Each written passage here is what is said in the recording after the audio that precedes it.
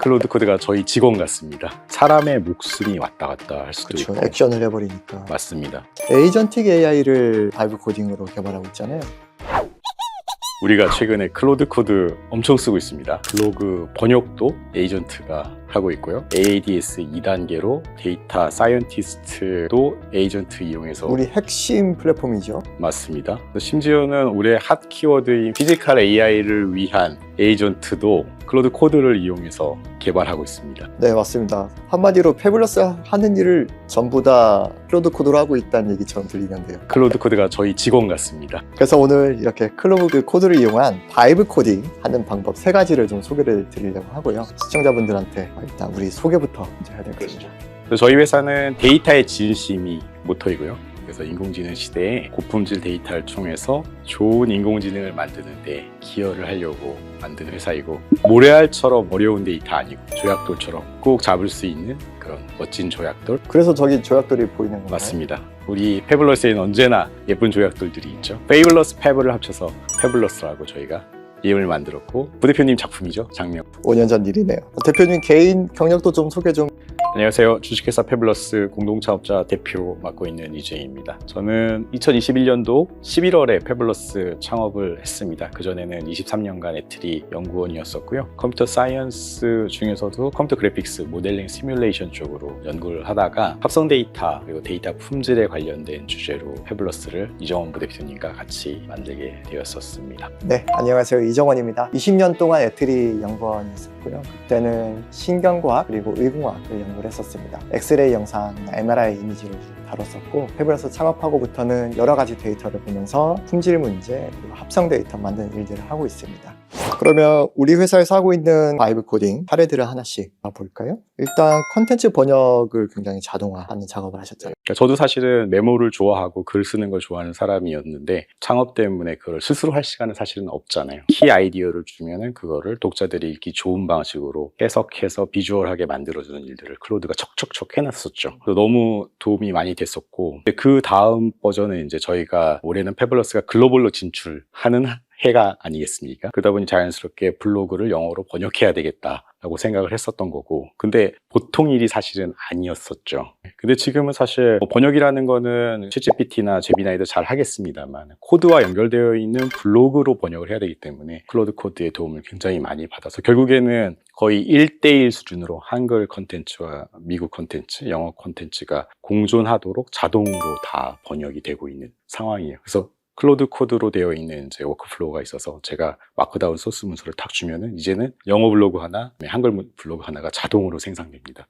그리고 나서 불과 3개월 만에 테크니컬 블로그의 개수가 약 80개 정도로 늘어났습니다. 엄청난 생산성인데요. 일단 영어 블로그 내고 나서 접속자 수라든지 굉장히 확장성이 있었을 것 같아요. 임프레션이라고 해가지고 구글에 설치에 얼마나 노출되는지를 봤는데 깜짝 놀랐어요. 이렇게 되어 있던 커브가 갑자기 이렇게 올라간 걸 보고서 영문 블로그의 힘이 이렇게 크구나, 영미권 시장이 이렇게 크구나 해서 마음이 웅장해지는, 키 아이디어를 줘서 충실한 컨텐츠의 초안이 정말 잘 나오고요. 그리고 나서는 저희가 파이널 터치는 해야 되는 거죠. 철저하게 내용을 검수하고, 왜냐면 아직도 AI를 이용한 글쓰기에는 할루시네이션이 들어가기 때문에 철저하게 검수합니다. 플러스 저희만의 스타일이 있죠. 페블러스다운 스타일이 있기 때문에 파이널 터치, 활용 정정하기 위해서 또 터치를 하게 되죠. 하지만 정말 많은 프로세스가 자동화되고 있습니다. 두 번째 사례, 에이전틱 AI를 바이브 코딩으로 개발하고 있잖아요. 에이전틱 AI가 사실 재작년 말에 나오기 시작했던 아이템이었고, 그리고 작년 초에 엄청 급부상하기 시작했었어요. 페블러스의 우리 창업자들 또 연구원들은 신기술에 굉장히 민감하잖아요. 또 스타트업 입장에서는 또 그래야만 생존도 할 수 있고, 그러니까. 그래서 작년 초에 이미 우리는 데이터 클리닉에다가 에이전트를 붙이면 어떤 멋진 일이 일어날까 상상을 했었고, 그때부터 기획을 하기 시작했습니다. 감사하게도 작년에 과기부에서 나온 글로벌 AI 빅테크 과제에 저희가 선정이 됐었었죠. 그때 저희가 집중하고 있었던 바 자체는 데이터 클리닉의 복잡한 일들을 에이전트로 자동화하려는 그런 일이었던 게 기본입니다. 데이터 클리닉이라는 것은 뭘 하는 건가요? 데이터 클리닉은 말 그대로 데이터의 종합병원이죠. 데이터가 환자로서 데이터 클리닉, 저희 서비스에 오면은 저희는 데이터의 여러 가지 면들을 관찰을 해서 어떻게 하면 이 데이터를 품질을 올릴 수 있을까 진단하고 처방을 한 다음에 개선하는 방법,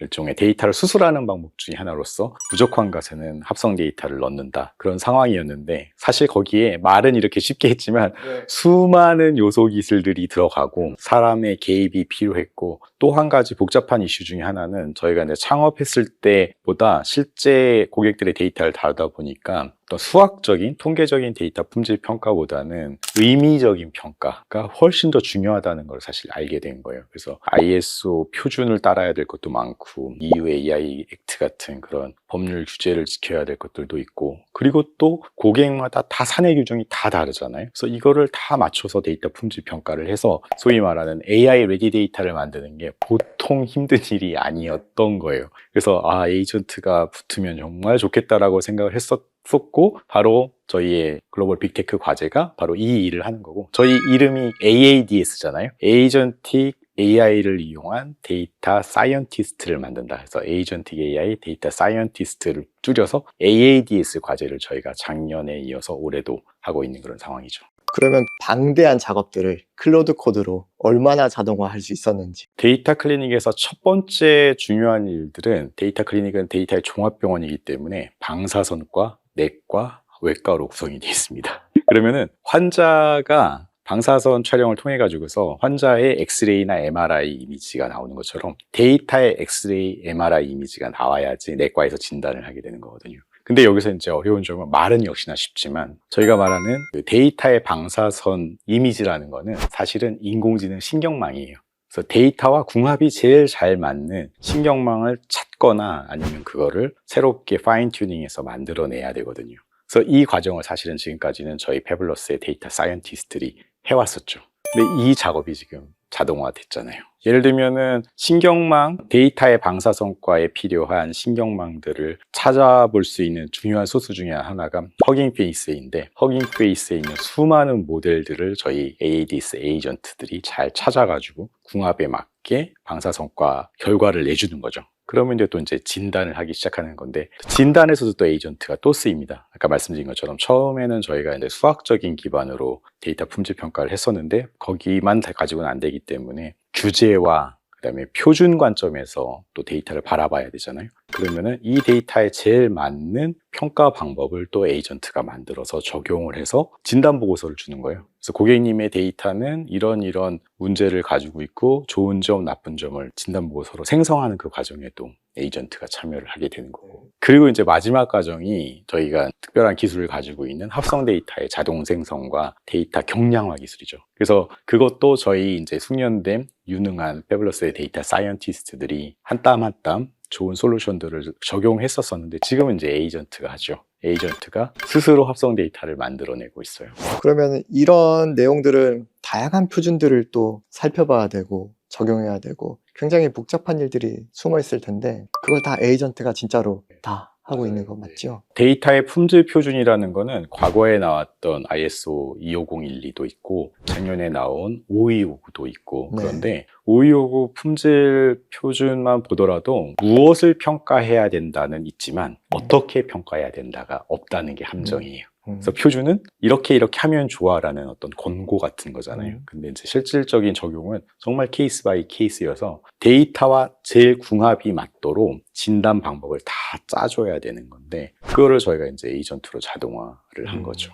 그래서 사내 규정에 맞게, 법안에 맞게, 표준에 맞게 하고 있는 내용들이죠. 그래서 우리가 만들고 있는 그 AADS 어느 정도 성능이 나오고 있는지 한번 체크가 가능할까요? 에이전틱 AI는 좋은 LLM을 가지고 있어야 돼요. 전문성이 있는 LLM은 조금 좀 다릅니다. 데이터 품질 평가에 대한 모든 것을 알고 있느냐 하면은 제미나이나 클로드도 모를 수 있거든요. 그래서 저희는 파인 튜닝을 한다고 하는 거고요. 그래서 AADS 과제에서는 1차 년도에 데이터 품질 평가에 관련된 수십만 개의 텍스트 Q&A 페어링을 만들었었죠. 그래서 질문과 응답을 할 수 있는 페어링 데이터셋을 만들어서 그거를 키스티와 함께 데이터 사이언티스트 지식을 잘 알고 있는 그런 LLM을 만들었고요. 그 분야의 벤치마크를 저희가 만들어서 챗GPT랑 비교를 했을 적에 그 당시 버전은 챗GPT 4.5였던 것 같아요. 적게는 95% 성능이 나온 거고요. 좋을 때는 한 140%까지 성능이 나온 거니까. 이번에는 피지컬 AI 쪽으로도 우리가 발을 뻗치고 있잖아요. 특히 요즘에 로봇 제어할 때 많이 쓰이고 있는데 특히 AI를 학습하려면 필요한 데이터들, 그 데이터의 품질 문제 우리가 또 살펴보고 있는데 그런 부분에서도 지금 바이브 코딩이 한몫하고 있지 않나요? 피지컬 AI가 사실은 제일 어려운 AI이고 AI의 끝판왕 같은 분야라고 할 수 있는 거고, 또 산업적으로 보면은 한국이 제일 잘하고 있는 제조 분야에다가 AI를 넣어서 그 제조 경쟁력을 거의 초격차를 만들겠다는 거예요. 이번 정부의 강력한 의지이고 저도 격하게 공감하고 있는데, 피지컬 AI에서 굉장히 중요한 것 중에 하나가 사실 데이터셋입니다. 이미지 텍스트의 할루시네이션은 그럴 수도 있지 하고 넘어갈 수도 있지만, 공장에서 생기는 피지컬 할루시네이션에 의한 오류는 사람의 목숨이 왔다 갔다 할 수도 그렇죠. 있고. 액션을 해버리니까. 맞습니다. 그래서 그렇기 때문에 현장에 AI가 들어가기 위해서는 피지컬 할루시네이션이 없는, 물리적인 환각이 없는 그런 데이터셋을 만들어야 되는 거고요. 거기에는 똑같이 AADS 기술이 필요한 거죠. 그래서 뉴로메카라는 회사하고 협업을 시작했는데 로봇팔, 협동 로봇, 휴머노이드 로봇도 있더라고요. 네, 여러 가지 로봇이 있지만 우리가 어떤 협업을 시작했는지 좀 소개하면 좋을 것 같아요. 뉴로메카의 박종훈 대표님은 저희 학교 선배님이시기도 하세요. 학교 다닐 때부터 존경하는 분이시기도 하셨고, 근데 그게 부 대표님도 잘 아시겠지만 예술이 먼저였었습니다. 제가 박종훈 대표님 찾아가가지고서 제가 대전 비엔날레 작가 출신입니다. 그렇게 자랑을 하고 로봇팔 좀 하나 좀 주세요. 로봇팔로 그림 좀 그려보겠습니다. 그렇게 얘기를 했는데 놀랍게도 박종훈 대표님이 흔쾌히 그때 응하셨었어요. 근데 이번에는 굉장히 급하게 준비를 하자고 하시더라고요. 그래서 알고 봤더니 2주 후에 부총리님이 오신다는 거예요. 그래서 부총리님 앞에서 시연을 해야 할 그런 구현을 좀 한번 해보자 그래가지고 저도 너무 재미있을 것 같아가지고 뉴로메카에 있는 인디라는 로봇이 붓을 잡고 그림을 그리게 되었고, 그거를 실시간에 부총리님 앞에서 시연을 했었고, 데이터와 인공지능과 예술이 만났다는 거를 딱 캐치를 하시고 융합이 너무 중요하다, 너무 좋은 사례인 것 같다, 그렇게 칭찬을 많이 해주셨고. 근데 이게 예술 얘기인 것 같지만 사실은 피지컬 AI에 관련된 이야기예요. 물성에 관련된 거거든요. 로봇이 붓을 잡고 화선지에 퍼진 수채화 종이가 퍼져나가는 그 느낌들을 다 이해를 해야 되는 거거든요. 그 데이터셋을 수집을 해야 되고, 그래서 그 과정에서 여러 가지 확장성이 발생을 하는 거죠. 물론 저희가 예술도 하고는 있습니다만 저의 궁극적인 목적은 피지컬 AI 데이터셋을 수집하기 위한 그런 하나의 방법이라고 생각하고 있습니다. 모니터에 그려진 픽셀들을 잉크로 전환시키는 차원의 혁신이네요. 그걸 어떻게 보면은 디지털 트윈이에요. 예술 디지털 트윈입니다. 사실 사람들도 보면은 외과 의사라 하더라도 지식이 아무리 많아도 술기를 연습하지 않으면 제대로 작동하지 않잖아요. 맞습니다. 수술 도구로 종이약 접는 뭐 그런 것도 하고 하더라고요. 맞아요. 네, 그런 거 보면은 굉장히 학습된 데이터가 가상세계와 현실 세계를 다 다루고 있는지가 굉장히 중요할 것 같아요. 뭐 수술을 책으로 배워서 할 수 있는 거는 아니에요. 진짜 손맛이라는 게 중요한 거고, 로봇도 마찬가지입니다. 로봇의 움직임이라는 거는 수학적인 것만이 아니라 수많은 물리적인 제약 조건이나 안전 이런 것들을 다 고려해야 되는 거기 때문에 지금 비유하신 것처럼 수술하고도 직접 관련이 있죠.